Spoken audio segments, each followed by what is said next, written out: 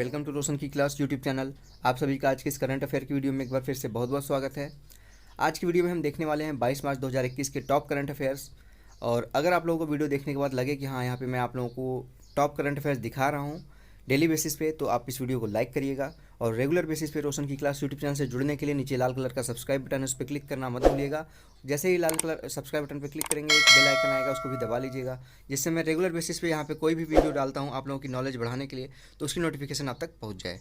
दोस्तों, हम देर नहीं करते हैं, चलते हैं पहले क्वेश्चन की तरफ। पहला क्वेश्चन है, विश्व के सबसे शक्तिशाली सैन्य बल सूचकांक में भारत को कौन सा स्थान प्राप्त हुआ है। तो ये रिपोर्ट अभी आई है कल ही। इसमें भारत को चौथा स्थान प्राप्त हुआ है। भारत का स्कोर है, अगर यहाँ पे स्कोर पूछा जाए तो 100 में से स्कोर है भारत का 61। 5 शक्तिशाली देश यहाँ पे देख लेते हैं कौन से हैं, किस प्रकार हैं। पहला शक्तिशाली देश है चीन, दूसरे नंबर पे है अमेरिका, तीसरे नंबर पे है रूस, चौथे नंबर पे आपको पता ही है भारत है, और पाँचवें नंबर पे है फ्रांस।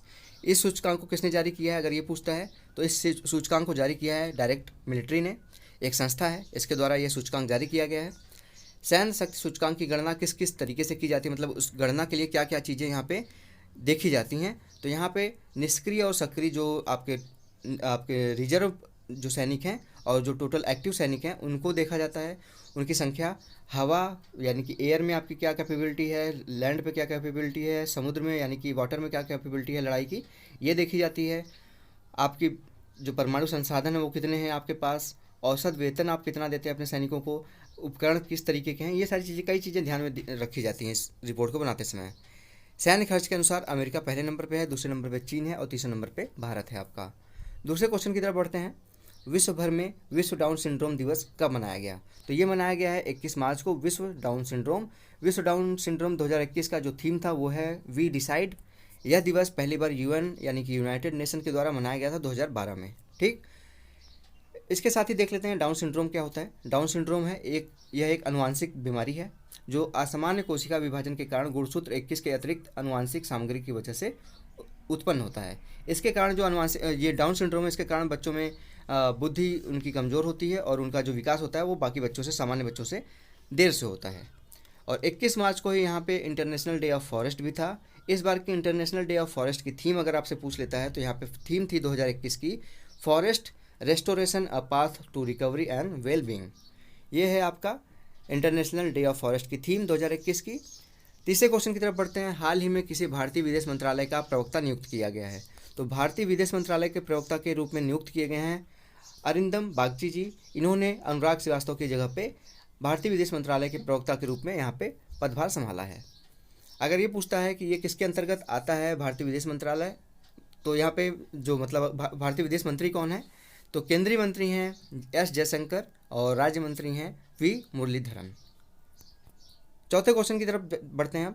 न्यूक्लिक एसिड परीक्षण यानी कि एनएटी न्यूक्लिक एसिड टेस्ट की सुविधा का उद्घाटन किसके द्वारा किया गया है। तो यहाँ पे देख लीजिए, अगर हेल्थ से रिलेटेड चीज़ें होती हैं तो ज़्यादातर चीज़ें यहाँ पे हेल्थ मिनिस्टर जो हैं आपके केंद्रीय स्वास्थ्य मंत्री डॉक्टर हर्षवर्धन जी के द्वारा ही किए जाते हैं, तो इसको भी थोड़ा सा ट्रिक के रूप में आप याद रखिएगा।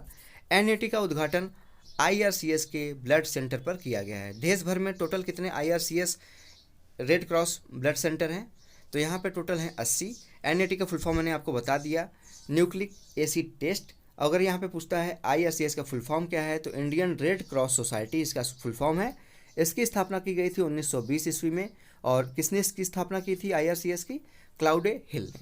मुख्यालय अगर पूछता है आईआरसीएस का कहाँ पे है, तो नई दिल्ली में है। पांचवें क्वेश्चन की तरफ बढ़ते हैं। हाल ही में आईएसएसएफ विश्व कप में 10 मीटर की एयर राइफल प्रतियोगिता में कांस्य पदक किसने जीता। कांस्य पदक जीता है भारत के यहाँ पे दिव्यांश सिंह पवार हैं इन्होंने। अगर ये पूछता है कि आईएसएसएफ में स्वर्ण पदक जो ये हुआ है 10 मीटर के एयर राइफल वाला प्रतियोगिता, इसमें स्वर्ण पदक किसने जीता है, तो लुकास नाम इनका अमेरिका के रहने वाले हैं। और रजत पदक यानी कि सेकंड नंबर आया है इस्तवान पेनी जी का, जो कि हंगरी से बिलोंग करते हैं। ISSF international shooting sports federation यानी कि इसका फुल फॉर्म है आईएसएसएफ का इंटरनेशनल शूटिंग स्पोर्ट फेडरेशन। 1907 में इसकी स्थापना की गई थी। अगर मुख्यालय पूछता है तो म्यूनिक आपका यहाँ पे म्यूनिक होता है, म्यूनिक यहाँ पे हिंदी में लिखा जाता है, इसको इंग्लिश में पढ़ते हैं म्यूनिक जर्मनी में इसका हेडक्वार्टर है यानी मुख्यालय है। अध्यक्ष अगर पूछता है आईएसएसएफ का, तो अध्यक्ष हैं व्लादिमीर लिसिन जी इसके अध्यक्ष हैं। अगले क्वेश्चन की तरफ बढ़ते हैं। यहाँ पे छठवां क्वेश्चन देखते हैं। छठवां क्वेश्चन है, हाल ही में लेबर ब्यूरो ने प्रवासी श्रमिकों पर अखिल भारतीय सर्वेक्षण के लिए किस संगठन के साथ एक समझौते पर हस्ताक्षर किया है? तो लेबर ब्यूरो ने यहाँ पे broadcast engineering consultant India limited के साथ यहाँ पे इस सर्वेक्षण के लिए यहाँ पे समझौते पर हस्ताक्षर किया है। यह प्रवासी श्रमिकों के सर्वेक्षण के लिए टेक्निकल और मैन पावर की सहायता प्रदान करती है। अगर यहाँ पे पूछता है BECIL की स्थापना कब हुई थी, तो BECIL की स्थापना हुई थी 24 मार्च 1995 को। श्रमिक एवं रोजगार मंत्रालय, इसमें मंत्री हैं संतोष गंगवार, राज्य मंत्री हैं जो कि स्वतंत्र प्रभार हैं। सातवें क्वेश्चन की तरफ बढ़ते हैं। भारत के पहले स्वदेशी रूप से विकसित ऐप स्टोर का नाम क्या है? तो ऐप स्टोर का नाम है, भारत का अभी विकसित किया जा रहा है, मोबाइल सेवा ऐप स्टोर। जिस तरीके से आपने देखा होगा गूगल का प्ले स्टोर है जिसमें आप जाके एप्लीकेशन इंस्टॉल करते हैं, उसी तरीके से यहाँ पे भारत भी एक अपना ऐप स्टोर विकसित कर रहा है जिसका नाम है मोबाइल सेवा ऐप स्टोर। यह नेशनल मोबाइल गवर्नेंस की पहल है। यह डिपार्टमेंट ऑफ टेलीकम्युनिकेशन के अंतर्गत किया जा रहा है इसके अंतर्गत, यानी कि अगर पूछे कि किस डिपार्टमेंट के अंतर्गत इस ऐप स्टोर का विकास किया जा रहा है, तो डिपार्टमेंट ऑफ टेलीकम्युनिकेशन। अगर ये पूछता है कि डिपार्टमेंट ऑफ टेलीकम्युनिकेशन मंत्री कौन है, तो यहाँ पे है केंद्रीय मंत्री। अगर पूछते हैं तो रविशंकर प्रसाद जी हैं। अगर राज्य मंत्री पूछा जाए तो धोत्रे संजय शामराव जी इसके राज्य मंत्री हैं।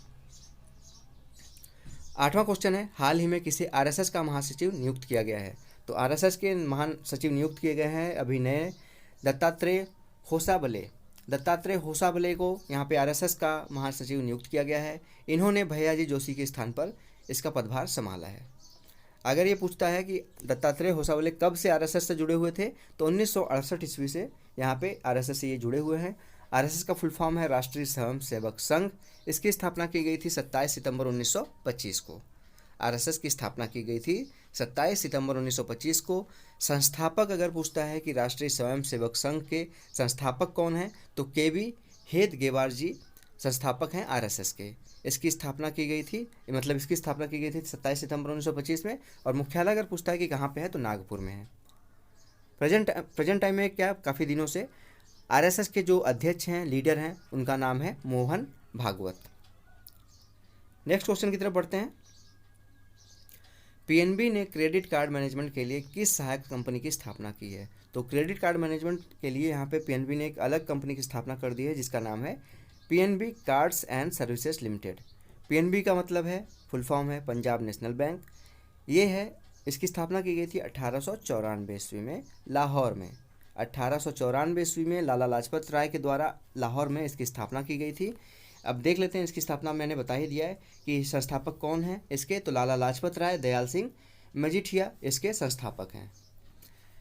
इसका अगर पंजाब नेशनल बैंक का आपसे पूछता है कि इसका हेडक्वार्टर कहाँ पे है, तो पंजाब नेशनल बैंक का हेडक्वार्टर इसमें प्रेजेंट टाइम में नई दिल्ली में है।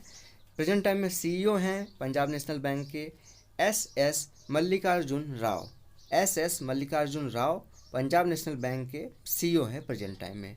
और PNB है जो भारतीयों द्वारा भारत का पहला बैंक था, जिसकी स्थापना की गई थी भारतीयों द्वारा। अगर ये पूछता है कि कौन सा ऐसा बैंक है जिसकी स्थापना भारतीयों द्वारा की गई थी, पहला बैंक है, तो PNB होगा।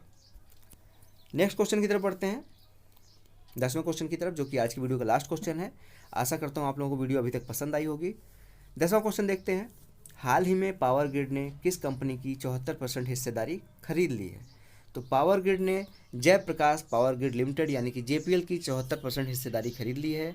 JPL के 74% हिस्सेदारी को पावर ग्रिड ने 351.64 करोड़ रुपए में खरीदा है। यानी कि 74% जो हिस्सेदारी खरीदी है पावर ग्रिड ने JPL की, जयप्रकाश पावर ग्रिड लिमिटेड का, तो उसको टोटल 351.64 करोड़ रुपए देना पड़ा है। Power grid corporation of India limited यानी कि PGCIL, इसका मुख्यालय अगर पूछता है आपसे कि इसका मुख्यालय कहाँ है, तो PGCIL का मुख्यालय है गुरुग्राम हरियाणा में।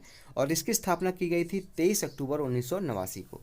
23 अक्टूबर 1989 को PGCIL की स्थापना की गई थी। इसका मुख्यालय है गुरुग्राम हरियाणा में। CMD हैं प्रेजेंट टाइम में, आपको बता दूं कि आपके PGCIL के CMD हैं कड़ीकुप्पा श्रीकांत जी। PGCIL के प्रेजेंट टाइम में CMD है। तो आशा करता हूँ दोस्तों आपको आज के 10 क्वेश्चन पसंद आए होंगे। आपने देखा होगा कि मैंने आप लोगों के लिए यहाँ पे क्वेश्चन के साथ एक्स्ट्रा फैक्ट भी लेके आया हूँ। तो अगर आप लोगों को यहाँ पे मेरी मेहनत पसंद आई है तो प्लीज़ इस वीडियो को लाइक ज़रूर करिएगा दोस्तों। और रेगुलर बेसिस पे अच्छे अच्छे कंटेंट, अच्छे अच्छी इन्फॉर्मेशन देखने के लिए रोशन की क्लास यूट्यूब चैनल को सब्सक्राइब कर लीजिए। नीचे लाल कलर का सब्सक्राइब बटन है, उस पर क्लिक करके, और साथ ही साथ बेल आइकन आएगा यानी कि घंटे का निशान आएगा, उस पर उसको भी क्लिक कर लीजिएगा, ऑल नोटिफिकेशन ऑन कर लीजिएगा, जिससे मैं रेगुलर बेसिस पे कोई भी चीज़ इन्फॉर्मेटिव चीज़ आप लोगों के लिए अपलोड करता हूँ, जिससे आपकी नॉलेज बढ़े, तो उसकी नोटिफिकेशन आप तक पहुँच जाए। तो फ्रेंड्स, मिलते हैं नेक्स्ट वीडियो में, तब तक के लिए आप लोगों का बहुत बहुत धन्यवाद। जय हिंद, वंदे मातरम।